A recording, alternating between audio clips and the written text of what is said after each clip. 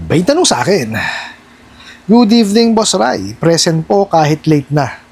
Ganyan ang mga natatanggap ko ng mga message, Boss Rai. Halos kulang na lang, gusto ko nang mawala sa mundo. Pero nang makita kita sa YouTube, Boss Rai, malaking pasalamat ko dahil sa iyo naging maayos na takbo ng buhay ko. Kaya araw-araw akong nag-aabang ng videos mo at mga advice kasi dahil sa mga advice mo, nakakalma ang kaisipan ko.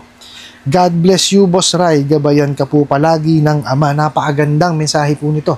Pero bago ho natin sasagutin, imbitahan ko muna sana kayo na pakisuportahan po sana aking mga social media accounts sa YouTube, Facebook, and TikTok. Nakita niyo ho yung epekto ng panghaharas at pangwawalang niya nitong mga bugok at abusadong online lending app sa kanilang mga kliyente. Naiisipan po na wakasan ang kanilang buhay. Dito po sa ating video, yan po ang ating tatalakayin. Pero bago yan, disclaimer po muna. Hindi po ako abogado, ako po'y maniningil. Lahat po na sinasabi natin sa ating mga video is based on my experience at syempre po sa ating pong pagsasaliksik at pagtatanong sa ating mga kaibigang mga abogado. At isa pa po, hindi ko po kinukonsente ang hindi pagbabayad ng utang dahil ang utang ay responsibilidad na dapat po nating bayaran. Ang hindi po ako pabor ay dun sa maling pamamaraan ng pautang at maling pamamaraan ng paniningil. Unang-una po, maraming salamat. No? At kahit papano po, nakaka-inspire po tayo. Kahit papano po, napigil kayo dun sa inyong binabalak na pagbuwis ng inyong buhay. No? Kasi, actually, ito po yan, no? Marami ho kasing naghikayat ho talaga sa akin na gumawa ng ganitong mga klase ng video. Kasi po, doon sa mga datihan na po, no? Alam nyo naman po na itong channel na to is a cooking channel, no? Nagsimula po ako nung pandemic dahil wala akong trabaho, wala naman ho akong ginagawa, walang pinagkakakitaan. Kala ko ganun kadali, no? Gagawa lang ng video, kikita na, hindi naman po pala. So gumawa po ako ng cooking channel, no? Tapos siguro mga ilang buwan din, inabot ho siya yata na 72 na subscriber. Papasalamat naman ho ako dahil kahit papaano may mga nanonood po, no? Mga kaibigan ko, no? At natutuwa ako kahit paano gumalaw. Kaya lang po, syempre, dumating po sa punto na nagbalikan na ho sa trabaho. Tinawagan ho ako nung boss ko. So, pinagsimula ho ulit kami, no?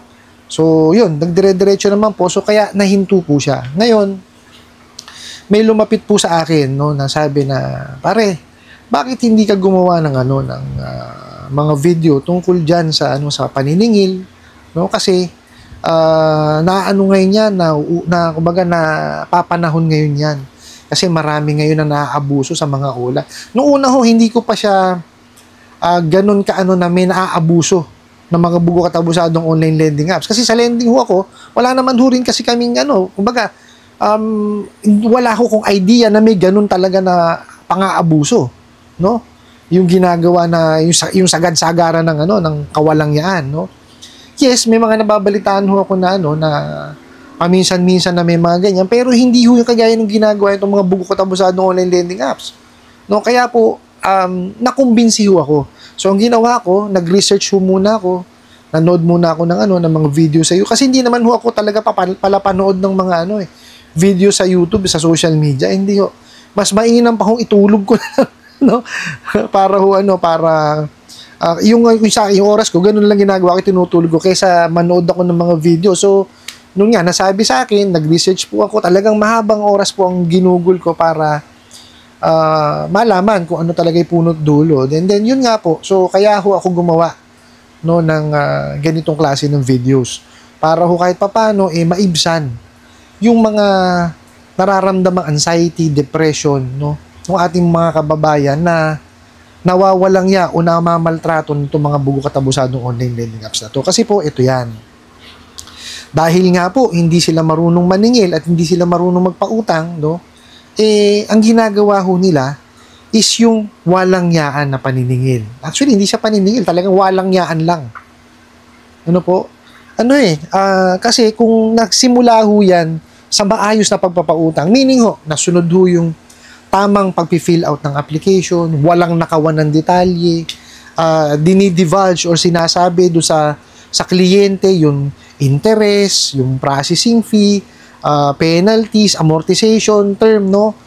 na naaayon po doon sa Truth in Lending Act na batas na hindi ho sinusunod itong mga bugo katabusadong online lending apps, wala ho sanang ganyan. No? Tsaka kung sinusunod nila yung interest, no? Tsaka kung maayos silang makipagnegosasyon. No? Ganun lang naman po yan eh. Nakita nyo ho. Ano ginawa po ng SEC, di ba? Unang-una ho, naglabas ng ng memorandum sa tawag dito yung prohibition on unfair debt collection practices, di po ba? Tapos ho yung sa secondary license po, yung kailangan nakalista ho dun sa recorded online lending platform.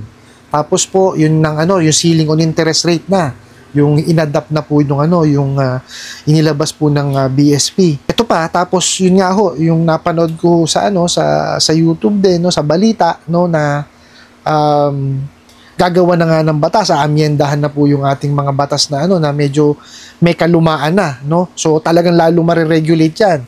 Kaya lang ito lang po ang ko dito, baka ang take ko, no? Galing po ito sa matagal na, no, sa financing, sa lending, no. Kasi kahit anong pagre-regulate natin diyan, no, kung wala ho talagang pangil, no, hindi ho talaga yan mapupuksa 100%. And isa pa po, no, hanggat nire-regulate nyo ho kasi yan, lalo yan maraming mag-under the table, lalo marami ang gagawa ng illegal. Totoo, parang sugal lang yan eh. Di ho ba? To, nakita nyo ho, di ba? Ni-regulate ang sugal. Yung yung pong, di ba, may mga casino tayo, kumbaga, meron kang pupuntahan lugar para ikaw magsugal. Ano ginawa ngayon? May mga online sugal, di ba? Online na sabong, no, na ang mahirap po, pati yung mga hindi dapat na gumamit nung site na yon, nagagamit, pati yung mga minor de edad nagagamit siya, di po ba? Same thing po with mga bugo katabusadong online lending apps, di ba? Wala hong trabaho, pinauutang, di ba? Nag-aaral, napapautang, di ba? Kasi nandun ho mismo kasi sa mga bugo katabusadong online lending apps yan eh. Kung paano nila patutupad, no, yung kanilang pamamaraan po ng pagpapautang. Okay? So, ang pinaka-importante ho dyan, tama na yung ginagawa ng ating mga sangay ng gobyerno eh. Di ba? Kaliwat kanan po investigasyon, kaliwat kanan ng raid, no? Ngayon naman po, i-regulate na siya. Although yes, regulated na po ng SEC, pero ngayon talaga lalagyan na ng batas. Ngayon, ang pinakamaganda dyan, pag may batas na, talagang ipatupad yung batas, talagang lagyan ng pangil. Okay, unang-una ho dyan. Kasi nandyan na yan mga yan eh. Yung mga bugo katabusadong online lending apps eh, di ba? So, wag muna yung renewin nung kanilang lisensya. Dapat yan, i-inspect nyo muna yung opisina. Di ba? Alamin nyo muna kung talaga bang mayroong, physical na opisina. Diba? At hindi lang opisina, baka mamaya pupuntahan nyo, opisina lang, may server, may 2 tao, di ba? Hindi ganoon. Dapat doon talaga sila nagpo-proseso ng kanilang mga loans at doon sila naniningil. Dapat ho yan chine-check. Isa 'yon. Pangalawa, dapat ho yan may nagche-check, no, sa side po ng ng regulatory body, no? Kung manghihiram talaga sila. Talagang mag-a-apply sila dun sa apps. Aalamin nila talaga. I-experience nila. Hindi ho kasi nangyayari yun eh. Di ho ba? Kaya ang nangyayari, kung ano-anong investigasyon, samantalang yan, pag chinek, ginamit mo yung apps, ini-record mo, di ba? Re-record mo siya habang ginagamit mo. Yung palang na yun eh, proof na yun eh. Pag nakita ni judge yun, may rason ako para ko to. Di ba? Gawan ko ng aksyon. Okay, pangalawa ho yun. Tapos, pangatlo, talaga hong higpitan. No? Pagka talaga walang secondary license, wag talagang anuhin. Diba? Tsaka, pang-apat ho, no? Makipag-ugnayan ho tayo doon sa mga, nilalabasan itong mga apps na to. Kasi wala naman nung problema na padaliin ng pagpapautang. Okay? Hindi ako against dun eh. Maganda ho yun. No? Healthy competition yun eh. Kaya lang ang masakit, yung pagnanakaw po ng detalye, dapat ang maalis dyan, no? Yung mga access na hinihingi. Dapat walang ganun. No, dapat walang ganun. Kaya nga, di ba, sabi ko kanina, kailangan yan i-testing eh.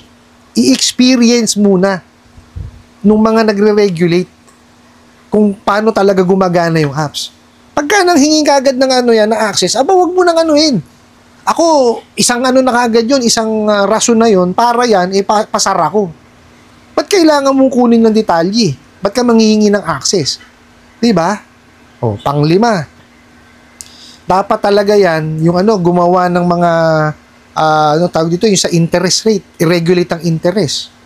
O, meron na tayo sa may ceiling of interest rate na tayo sa 10,000 pababa.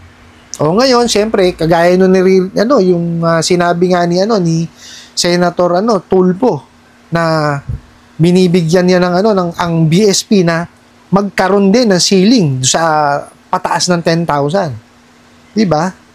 Kailangan ganoon kasi wala na ho tayo, kumbaga suspended ng USIRILO. So wala hong nagre-regulate niyan. So BSP na ngayon ang ang nakatalaga diyan. So ang ko lang is talagang ma-regulate, magkaroon ng basihan. 'Di ba? Kasi marami ho nagsasabi na ang legal na interest is 6% lamang po. Tama. Kung hindi po yan nasusulat, yun po yung legal na interest. Pero kasi nga dahil walang USIRILO, kung ano ho yung ilagay na interest rate at ano mapagkasunduan, yun po yung ilalagay. Kaya lang dito sa mga bugo katabusadong online lending apps, wala pong kasunduan na nangyayari. Diba? Hindi nga nila dinidiscuss eh. Nilalabag kagad nila yung The Truth in Lending Act eh. Kasi pag diniscuss nila yan doon sa kanilang mga kliyente, ay wala na. Walang mangungutang sa kanila. Diba? So ngayon, dinideceive nila ngayon. Yung sinasabi kong scam eh. Diba? Ini-scam nila ngayon. Dinideceive nila. Kung ano yung sinabi nila doon sa kanilang advertisement, mali yun. False na kagad yun.